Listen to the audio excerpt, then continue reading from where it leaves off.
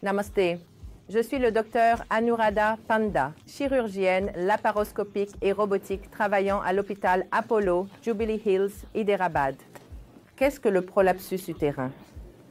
Le prolapsus utérin signifie qu'une partie descend ou s'affaisse. Quand on parle de prolapsus utérin, il s'agit de l'utérus qui descend, qui s'affaisse vers le bas.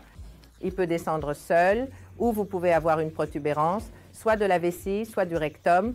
Ainsi, il peut être associé à un cystocèle lorsque la vessie est touchée ou à un rectocèle lorsque la partie postérieure du bassin est affectée. Quelles sont les causes d'un prolapsus? La plupart du temps, il s'agit d'une faiblesse des muscles du plancher pelvien qui peut survenir avec l'âge ou avec une diminution des œstrogènes.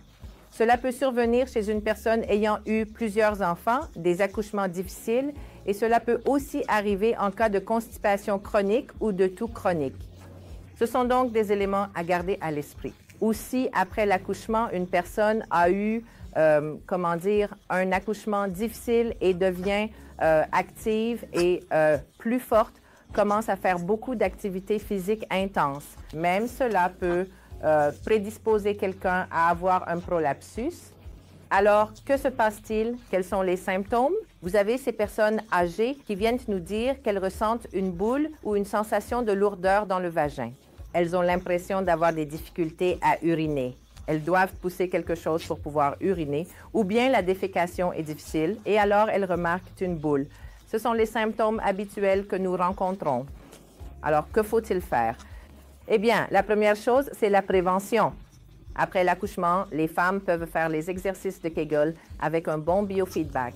Éviter la constipation, éviter la toux. Et puis, lorsqu'elles présentent un prolapsus léger, tous les prolapsus ne nécessitent pas une intervention chirurgicale.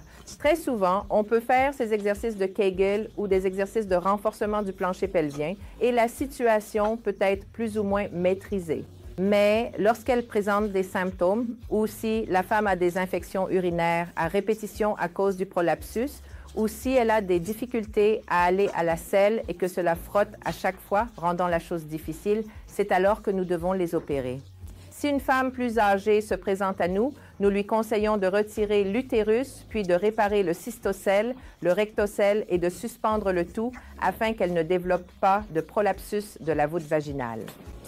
Mais bien souvent, lorsqu'une femme plus jeune se présente et qu'elle souhaite conserver son utérus, cela est également possible. L'utérus peut être fixé. C'est ce que l'on appelle une hystéropexie. Nous fixons l'utérus soit par en bas, à travers le ligament sacro-épineux, soit par une colpopexie par le haut. Et ainsi, elle peut garder son utérus et même avoir des enfants, mais il peut à nouveau y avoir un prolapsus. Donc, la plupart d'entre elles finiront par avoir une césarienne. Cela doit être compris. Ou bien, lorsqu'une femme très fragile n'est parfois pas apte à subir une intervention chirurgicale, dans ce cas, nous mettons un anneau appelé pacer, un pacer annulaire ou d'autres types de pacer qui permettent simplement de repousser l'utérus à l'intérieur et il reste en place si la personne n'est pas apte à recevoir une anesthésie. Donc, cela dépend. Vous devez consulter votre médecin lorsque vous avez un prolapsus pour savoir si vous pouvez opter pour des exercices, la pose d'un anneau, ou si vous aurez besoin d'une intervention chirurgicale avec ablation de l'utérus ou préservation de l'utérus. Merci.